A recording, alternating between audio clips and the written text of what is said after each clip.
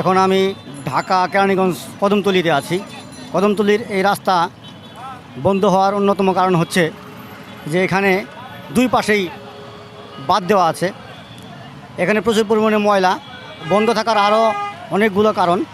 ডান দিকে এদিকে রোহিতপুর, এই রোহিতপুরের রুটে কেউ যেতে পারে না। চুনকুটিয়া চৌরাস্তা থেকে ঘুরে এসে তারপর রোহিতপুর যাওয়া লাগে, যার কারণেই মানুষ উল্টো দিকে চলাফেরা করে।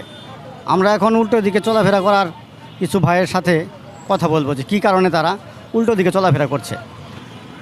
আপনি এত বড় বড় রোড থাকার সত্ত্বেও আপনি যে উল্টা ঢুকলেন, এটার কারণটা আমাকে বলবেন। এখন কী কারণে উল্টা ঢুকছেন বলেন।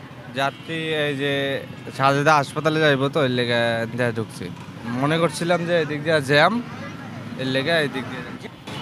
আপনি যে উল্টা পথে ভ্যান গাড়ি নিয়ে যাচ্ছেন, ভাই একটু দাঁড়ান।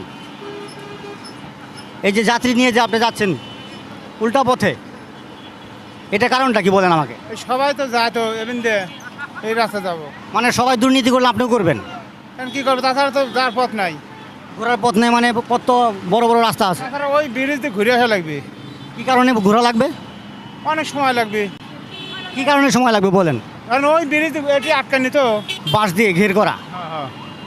গোলচকের রাস্তাটা বন্ধ, গোলচকের রাস্তাটা বন্ধ। কোথায় যাবেন আপনি? এই জায়গা বলেন কোথায় যাবেন? কদমতলি মোড়ে। কদমতলি মোড়ে কোথায় নামবেন? তালগাছতলা। তালগাছতলা। তো তালগাছতলার জন্য তো রোড আছে। আপনারা যে এই যে আপনারা উল্টা পথে ঢুকছেন, ইয়া দিয়ে ঘুরে যাওয়া লাগে, ওই কি কয় আপনার চৌমুখ দিয়ে ঘুরে যাওয়া লাগে, চৌরাস্তা দিয়ে। তবে উল্টা পথে ঢুকছেন কেন? কোথায় নামবে যাত্রী? ইয়া জনি টাওয়ার ওইদিকে, জনি টাওয়ার জনি টাওয়ার যাবেন আপনি? এখান থেকে কেন যাচ্ছেন? উল্টা পথে কেন যাচ্ছেন? এই জায়গায় যাত্রী নামাইছিলাম তো সেই জন্য। ঠিক আছে। ভাই রিক্সা নিয়ে কোথায় যাচ্ছেন উল্টা পথে? উল্টে পথে যাওয়ানো ছাড়া তো কোনো লাইন নেবে, রোড গাড়ির অবস্থা গাড়ি ঘোড়া বেশি, ঠিক আছে? এই জন্য যার ফলে আপনার উল্টে পথে চলতে হয়। যাত্রী কোথায় যাবে? চোরাইল বালুর মাঠ। চোরাইল বালুর মাঠ যাবেন আপনি, এইখান থেকে উল্টা পথে কেন ঢুকছেন? 10টা গাড়ি ঢুকিছে দেখে আমিও ঢুকিছি, না ছাড়া উল্টা পথে ঢুকতাম না। এই যে এই দিক দিয়ে ওটাতে কাটা নাই তো, এই জন্য। হ্যাঁ, হ্যাঁ। হ্যাঁ, না ঠিকই আছে, বাঁশ দিয়ে বাধা, এই জন্য এই দিক দিয়ে ঢুকিছি। ওই যে ওখানে দুই পার্শ্বে তো বাধা। আমাদের এই যে গোল চক্করটা দেন, এই যে গোল চক্করটা যদি আঙ্গ খুললে দেয় তাহলে আঙ্গ সুবিধা হয়। সুবিধা হয় কি, ওই যে ওই যে মোটটা না নয় বাজারের সিঁড়ি যা বাবাজারের ব্রিজে উঠি যে আমরা, এই ব্রিজটা জাম লাগে কম। এই জায়গাটা যদি খুললে দেয়, কথা বুঝছেন? আপনার নয় বাজারের ওই পারও জাম লাগে, এই পারও জাম লাগে, খালি এই চক্করটার কারণে। চক্করটা না থাকলে জাম লাগবে না। চক্করটা ট্রাফিকের সুবিধার জন্য অনেক সময় খুলে দেওয়া হচ্ছে এই রোডটা। মাওয়া থেকে আসার যে রাস্তাটা, নিজেদের গাড়ি যাওয়া আসার জন্য শুধু এই ফটকটা খোলা হয়।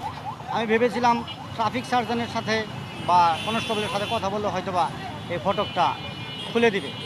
এটা বাঁশ দিয়ে আবারও ঠিক আগের মতোই এই কদমতলির এই রাস্তার দুপাশে বন্ধ করে দেওয়া হচ্ছে। রাস্তাটা বন্ধ থাকার কারণে রিক্সা এবং মোটর সাইকেল, ভ্যান গাড়ি লেনের উপরে দিয়ে চলাফেরা করে।